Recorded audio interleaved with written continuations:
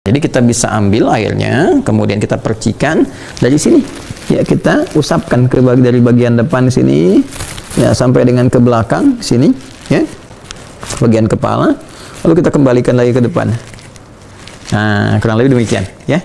Ambil, percikan, kemudian bagian depan sini, nah ke belakang sini, bagian kepala, ya, dibalikan lagi ke depan sini. Jelas ya? Nah, itu mengusap.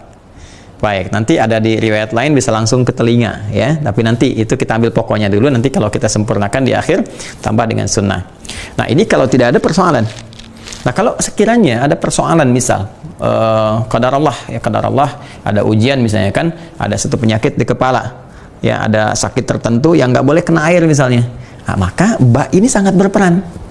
Ya, jangan langsung tayamum, ba sangat berperan. Anda bisa ambil airnya, percikan sedikit, lalu kemudian Anda usapkan ke bagian yang tidak harus terkena luka, yang masih boleh terkena air.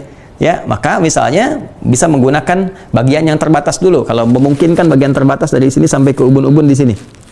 Ya, jadi Anda usap di sini sampai ke sini. Itu sah. Ya, itu sah. Jadi sampai sini. Nah, ini bagian pertama.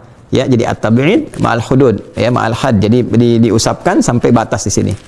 Ya, kalaupun di sini ada persoalan misalnya, ya di sini kena misalnya kan karena ada musibah tertentu di kepala, nggak boleh kena air bagian ininya, maka berlaku at-tab'id min dunil hudud. Ya, sebagian tanpa batasan.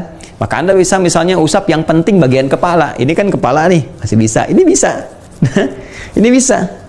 Loh, kok wudunya begitu, Ustaz? Anda yang harus belajar, Cepi. Ya, jadi jangan karena nasnya begini Anda harus ikutkan kepada Anda. Tidak, agama itu bukan akal Anda, agama bukan pemikiran. Agama adalah bagian dari apa yang Allah firmankan kepada kita untuk diikuti dan memberikan kemudahan.